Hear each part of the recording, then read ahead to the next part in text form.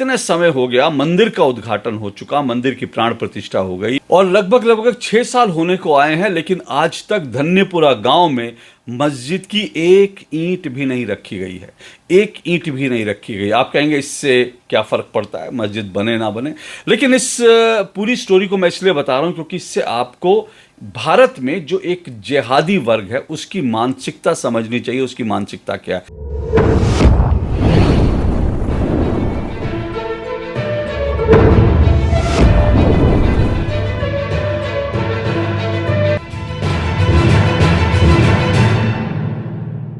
धन्नीपुर, इस गांव का नाम आपने जरूर सुना होगा, लेकिन मैंने क्योंकि अचानक से आपके सामने इस गांव का नाम ले दिया तो आप में से बहुत सारे लोग रिकॉल करने की कोशिश कर रहे होंगे कि आपने ये नाम कहां सुना है। यकीन मानिए आपने इसका नाम जरूर सुना होगा। ये और बात है कि आज आप इसको रिकॉल नहीं कर पा रहे। चलिए मैं आपको याद दिला देता हूं, क्योंकि ये नाम आपको 100% 100% मैं दावे के साथ कह रहा हूं आपने इस गांव का नाम सुना हुआ है। जी हां, ये उत्तर प्रदेश में अयोध्या डिस्ट्रिक्ट में पड़ने वाला ये वो धन्नीपुर गांव है जहां पर 5 एकड़ जमीन सुप्रीम कोर्ट के आदेश पर मस्जिद बनाने के लिए दी गई है। अब आपको याद आ रहा है? जी हां, मैं बात कर रहा हूं अयोध्या में राम जन्मभूमि और बाबरी मस्जिद का लेकर जो एक विवाद था, जो बड़ी कंट्रोवर्सी थी, उसका निपटारा सुप्रीम कोर्ट में हुआ था 9 नवंबर 2019 को। और तब सुप्रीम कोर्ट ने जो जहां पर ये जो बाबरी ढांचा था, इस पूरी जमीन को सुप्रीम कोर्ट ने रामलला का मंदिर बनाने के लिए जो है राम जन्मभूमि ट्रस्ट को दे दिया था। और साथ साथ ये कहा था कि मुसलमानों को मस्जिद बनाने के लिए धन्नीपुर गांव में, जो इस मंदिर में जो है, जहां पर मंदिर बना हुआ है, जहां राम जन्मभूमि पर जो रामलला का मंदिर है, मंदिर से करीब 23-24 या शायद 25 किलोमीटर दूर जो है एक गांव में जमीन है, धन्नीपुर गांव है, वहीं पर जो है 5 एकड़ जमीन दी गई थी। लेकिन आज मैं इस धन्नीपुर का जिक्र क्यों कर रहा हूं, आपको ये क्यों बता रहा हूं, इस गांव की याद क्यों कर रहा हूं, आप सुनिए। दरअसल आज आप अच्छी तरह से जानते हैं ये फैसला जो है 2019 में आया था और इस फैसले को आए अब करीब 5.5 साल से ज्यादा हो गए, यानी कि 6 साल लगभग होने को आ रहे हैं। और इसी साल जनवरी में हमने देखा था, क्योंकि 2019 में फैसला आया और इसी साल जनवरी में जो राम जन्मभूमि थी वहां पर रामलला का भव्य मंदिर बनकर तैयार हो गया। 5 साल के अंदर अंदर वहां पर भव्य राम मंदिर बन गया, उसमें प्राण प्रतिष्ठा हो गई और वहां पर अब जो है हर रोज वहां पर लाखों की संख्या में लोग पहुंच रहे हैं, राम जन्मभूमि के दर्शन कर रहे हैं और साथ साथ रामलला के दर्शन कर रहे हैं। लेकिन आपको मालूम है कि इतने समय हो गया, मंदिर का उद्घाटन हो चुका, मंदिर की प्राण प्रतिष्ठा हो गई और लगभग 6 साल होने को आए हैं, लेकिन आज तक धन्यपुरा गांव में मस्जिद की एक ईंट भी नहीं रखी गई है। एक ईंट भी नहीं रखी गई। आप कहेंगे इससे क्या फ़र्क पड़ता है, मस्जिद बने ना बने, लेकिन इस पूरी स्टोरी को मैं इसलिए बता रहा हूं क्योंकि इससे आपको भारत में जो एक जिहादी वर्ग है उसकी मानसिकता समझनी चाहिए। उसकी मानसिकता क्या है। और ये जिहादी वर्ग नहीं, बल्कि साथ साथ जो एक मुस्लिम वर्ग जो है, जो इस मस्जिद के लिए, जो बाबरी मस्जिद के लिए लड़ाई लड़ रहे थे और जो खून बहाने के लिए तैयार थे, उनकी मानसिकता को समझना आज ज़रूरी है। और ये तमाम लोग थे, बड़े बड़े नेता थे, जिन्होंने इस जो है राम जन्मभूमि पर जब फैसला आया, सुप्रीम कोर्ट का फैसला आया, तो बड़े बड़े मौलाना थे, बड़े बड़े नेता थे, जिन्होंने इसको लेकर के छाती पीट ली थी। लेकिन अब मस्जिद बनाने के लिए ये सब लोग कहाँ गायब हो गए, उससे उनकी मानसिकता पता चल रही है।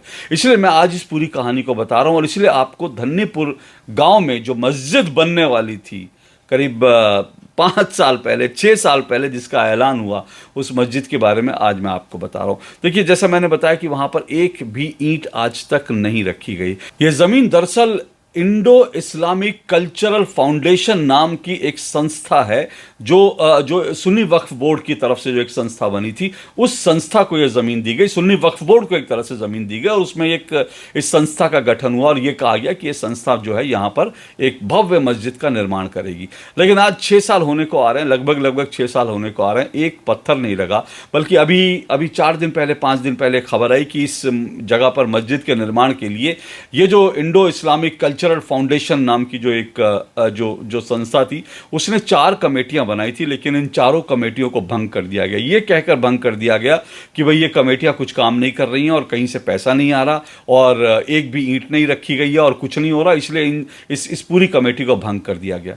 अब आप सोचिए कि पिछले 5.5-6 साल में, लगभग 5.5 साल, 6 साल तो होने वाले हैं, लगभग 5.5 साल से ज़्यादा हो गए। क्या आपको ये जानकारी है कि यहाँ पे मस्जिद के लिए जो पूरा एक अभियान चल रहा था कि हमें मस्जिद चाहिए, हमें मस्जिद चाहिए, उसके लिए कितना पैसा इकट्ठा हुआ है? आप सुनेंगे तो चौंक जाएंगे। 5.5 साल में, और इस मस्जिद के लिए सिर्फ 1 करोड़ रुपए अब तक जुटा है। पूरे देश भर में जो मुस्लिम संस्थाएं हैं, जो मुसलमान हैं, उन सब ने मिला करके इस मस्जिद के लिए, अयोध्या में मस्जिद के लिए 1 करोड़ रुपया जुटाया। जबकि जो अयोध्या में जो मंदिर बना है, रामलला का मंदिर बना है, वहां पर हर महीने 1 करोड़ रुपए, लगभग औसतन मैं बता रहा हूं, 1 करोड़ रुपए वहां पर मंदिर में दान आता है। तो एक तरफ मंदिर में 1 करोड़ दान आता है, दूसरी तरफ जो है मस्जिद के लिए 5.5 साल होने को आ गए, लेकिन सिर्फ 1 करोड़ रुपया ही ये लोग जुटा पाए।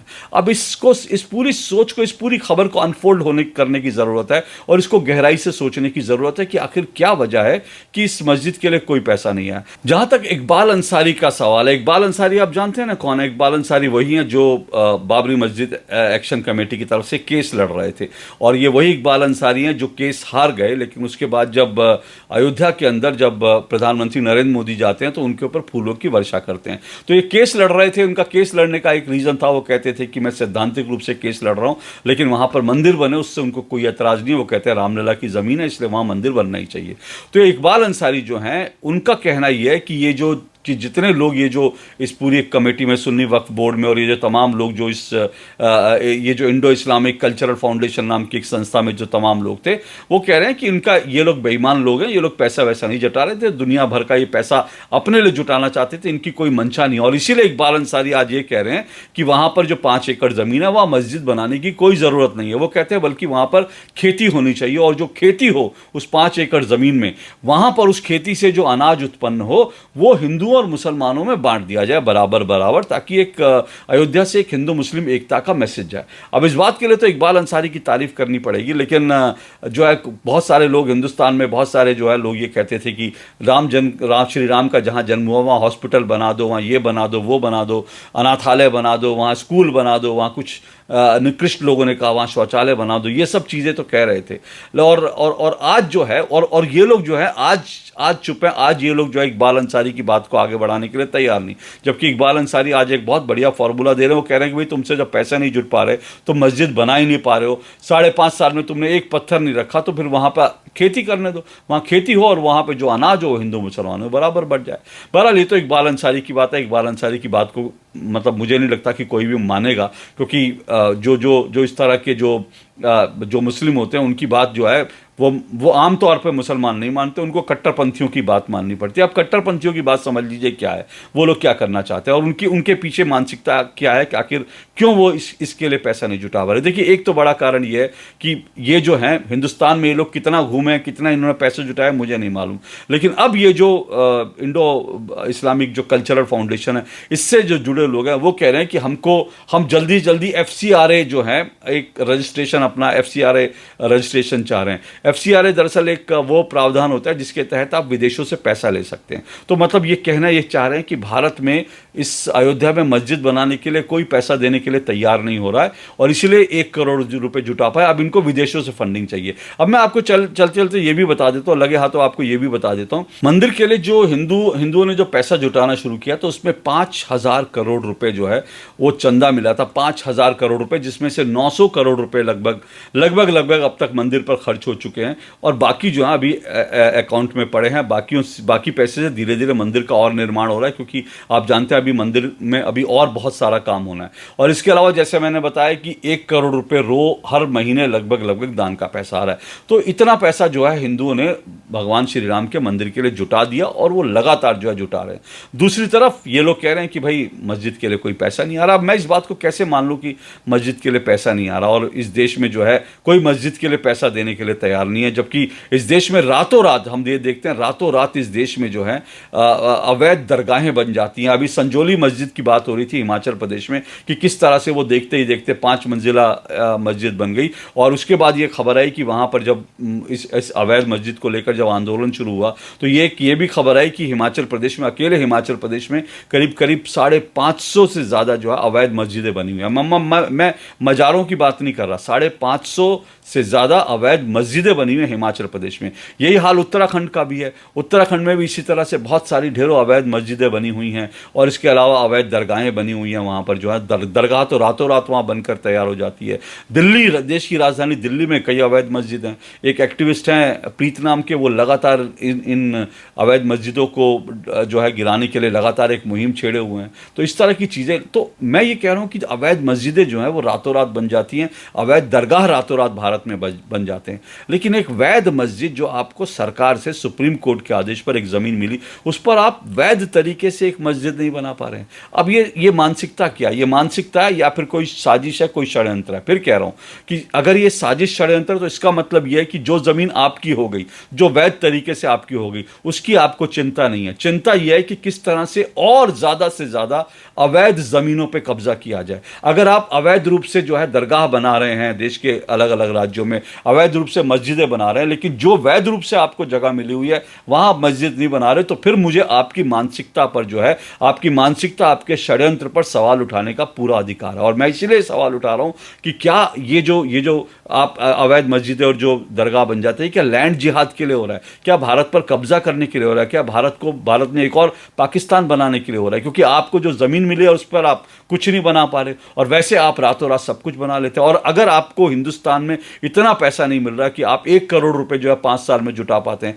इसका मतलब है कि कोई मुसलमान चाहता नहीं कि वहां पे मस्जिद बने। और अब आप विदेशों से पैसा लाने के लिए कह रहे हो, तो इसका मतलब ये भी है कि आप सब कुछ जो कुछ करना चाहते हैं वो विदेशी पैसे के दम पर करना चाहते हैं। भारत में मुसलमान जितने हैं उनको विदेशी पैसे से सब कुछ करना है, भारत के पैसे से, अपनी कमाई के पैसे से कुछ नहीं करना चाहते क्या? ये तमाम सवाल है, क्योंकि ये सारे सवाल जब हमारे सामने उठते हैं ना, तो एक सवाल और भी आता है, क्योंकि हज पे जाने के लिए जो है मुसलमान जो है वो उनको सब्सिडी मिलती थी हिंदुस्तान में, और इसके बाद में कई लोगों ने कहा कि भाई सब्सिडी पर तो हज पे जाना जो है वो हराम है, लेकिन उसके बावजूद भारत में मुसलमान जो है लंबे समय तक जो है सब्सिडी लेकर हज पर जाते रहे। तो सवाल ये कि आपको क्या मतलब मस्जिद बनाने के लिए आपको विदेशों से पैसा चाहिए? आप हिंदुस्तान में क्या मुसलमान जो है वो इतने दिलदार नहीं है, इतने वो समर्थ नहीं है कि एक मस्जिद के लिए पैसा जुटा पाएं। अब उनको FCRA चाहिए। तो ये सारा जो है खेल मानसिकता का, इस मानसिकता को समझने की जरूरत है। और इस पूरी मानसिकता के जड़ में क्या, ये समझिए, इस पूरी मानसिकता के जड़ में ये है कि उनको अयोध्या में मस्जिद नहीं चाहिए थी। जो लोग अयोध्या में बाबरी मस्जिद कह के लड़ाई लड़ रहे थे, उनको अयोध्या में मस्जिद नहीं चाहिए थी, उनको भगवान राम के जन्म स्थान पर राम का मंदिर तोड़ कर की मस्जिद चाहिए थी। सिर्फ उनको मस्जिद चाहिए होती तो अब तक जो है धन्नीपुर में मस्जिद बनकर तैयार हो गई होती।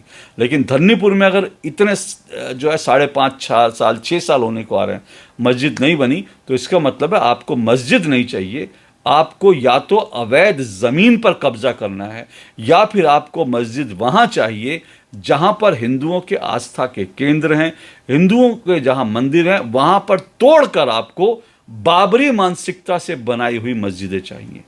ये तमाम सवाल जो है ये जो है पूरी मानसिकता का सवाल है। और इसीलिए मैंने कहा ये धन्नीपुर गांव जो है, यहाँ पर जो कुछ हो रहा है और जो कुछ नहीं हो रहा है उसको समझने की ज़रूरत है। वो आपको बहुत बड़ी साजिश और बहुत जो गहरे पैठी हुई एक पूरी मानसिकता है ना, उस मानसिकता को समझने का अवसर दे रही है। इसको समझिए, और इसको समझाने के लिए आज धन्नीपुर की ये जो पूरी कहानी है ये मैं आज आपके सामने लेकर आया। आज के लिए इतना ही। नमस्कार।